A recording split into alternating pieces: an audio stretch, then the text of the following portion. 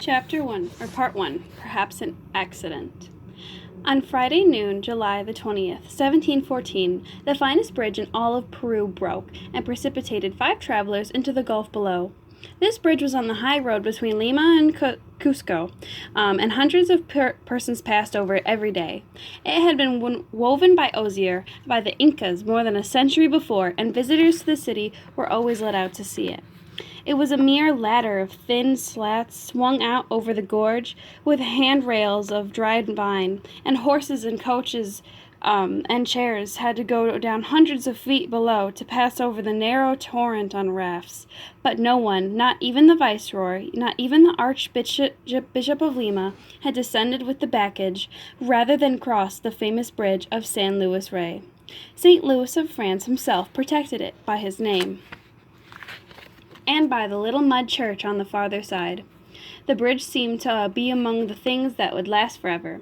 It was unthinkable that it should break. The moment a Peruvian heard the accident, he signed himself and made a mental calculation as to how recently he had crossed it and how soon he had intended to be crossing it again. People wandered about in a trance-like state, muttering. They had the hallucinations of seeing themselves falling into the gulf. There was a great service in the cathedral. The bodies of the victims were approximately collected and approximately separated from each other, and there was a great search of hearts in the beautiful city of Lima. Servant girls returned their bracelets which they had stolen from their mistresses, and usurers harangued their wives angrily in defense of usury. Yet it was rather strange that this event should have so impressed the Limians, for in the country whose catastrophes, which lawyers shockingly called the acts of God, were more than usually frequent, tidal waves were continually washing away cities. Earthquakes arrived every week, and towers fell upon good men and women all the time. Diseases were forever flitting in and out of provinces, and old age carried away some of its most admirable citizens. That is why it was so surprising that the Peruvians should have been especially touched by the rent in the bridge of San Luis Rey. Everyone was deeply impressed, but only one person did anything about it, and that was Brother Juniper.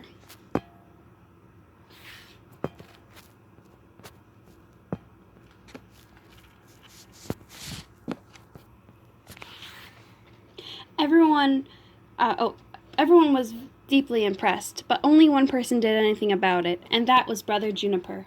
By a series of coincidences so extraordinary that one almost suspects the presence of some intention, this little red-haired Franciscan from northern Italy happened to witness the incident.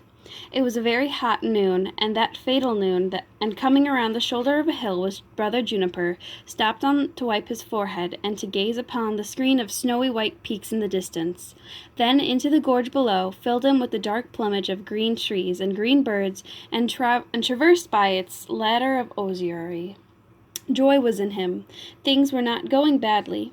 He had opened several little abandoned churches, and the Indians were crawling in to early mass and groaning at the moment of miracle as their hearts would break.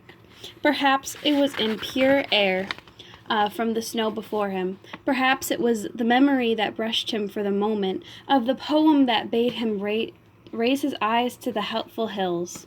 And at all events he felt at peace. Then this glance fell upon the bridge, and at that moment the twanging noise filled the air, as when the string of some musical instrument snapped in a disused room, and he saw the bridge divide and fling 5 gesticulating ants into the valley below. Anyone else would have said to himself with a secret joy, "Within 10 minutes, myself," but as was another thought that visited Brother Juniper. Why did this happen to those 5? If there were any plan in the universe at all, if there was any pattern in human life, surely it could be discovered, mysteriously latent in those lives so suddenly cut off. Either we live by accident and die by accident, or we live by a plan and we die by a plan. And on that instant Brother Juniper made the resolve to inquire into the secret lives of those 5 persons. That moment, falling through the air, answered the surprised reason of their taking off. It seemed to Brother Juniper that it was high time for theology to take its place among the exact sciences, and he had long intended to put it there. What he lacked, Heathrow, was a laboratory.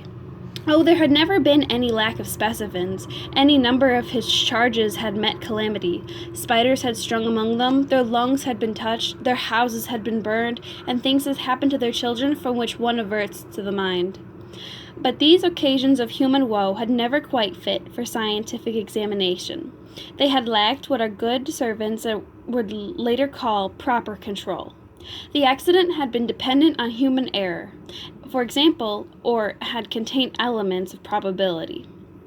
But this collapse of the bridge of St. Louis Ray was sheer act of God. It afforded a perfect laboratory. Here at last one could surprise his intentions in a pure state. You and I can see that coming from anyone but Brother Juniper, this plan would be the flower of a perfect skepticism, resembled the effort of those presumptuous souls who wanted to walk on the pavements of heaven and built the Tower of Babel to get there. But our physician, there was no element of doubt in the experiment. He knew the answer. He merely wanted to prove it, historically, mathematically, and to his converts, poor, obstinate converts, too slow to believe that their pains were inserted into their lives for their own good. People were always asking for the good sound proofs. Doubt springs eternal in the human breast, even in countries where Inquisition can read your very thoughts in your eyes. There was not the first time that Brother Juniper had tried to resort to such methods. Often on the long trips he had made, scurrying from parish to parish, his robe tucked about his knees for haste, he would fall to dreaming of experiments that justify the ways of God to man. For instance, a complete record of the prayers for rain and their results. Often he had stood on the steps of one of his little churches, his flock kneeling before him on the baked streets. Often had he stretched his arm to the sky and declaimed the splendid ritual. Not often, but several times he had felt the virtue enter him, and seen the little cloud foaming on the horizon. But there were many times when weeks went by. But why think of them? It was not himself he was trying to convince that rain and drought were wisely apportioned. Thus, it was the determination that rose within him at the moment of the accident. It prompted him to busy himself for 6 years, knocking at all the doors in Lima, asking thousands of questions, filling scores of notebooks in his efforts at establishing the fact that each of the 5 lost souls was a perfect whole. Everyone knew that he was working on some sort of memorial of the accident, and everyone was helpful and misleading. A few even knew the principal aim of his activity, and there were patrons in high places. The result of this diligence was an enormous book, as which we will rather see is publicly burned on a beautiful spring morning in the great square. But there was a secret copy, and after a great many years, without much notice, it found its way to the library of the University of San Marco. There it lies between 2 great wooden covers, collecting dust on a cupboard. It deals with one after another the victims of the incident, cataloging thousands of little facts and anecdotes and testimonies, including with a designated passage describing why God had settled upon that person and upon that day for his demonstration of wisdom. Yet for all his diligence, Brother Juniper never knew the central passion of Dona Maria's life, nor of Uncle Pio, or not even of Esteban's. And I who claim to know so much more, isn't possible that I have missed the very spring within the spring? Some say that we shall never know, and that to the gods we are like flies, and that the boys kill on a summer day. And some say, on the contrary, that even sparrows do not lose a feather that has not been brushed away by the finger of God.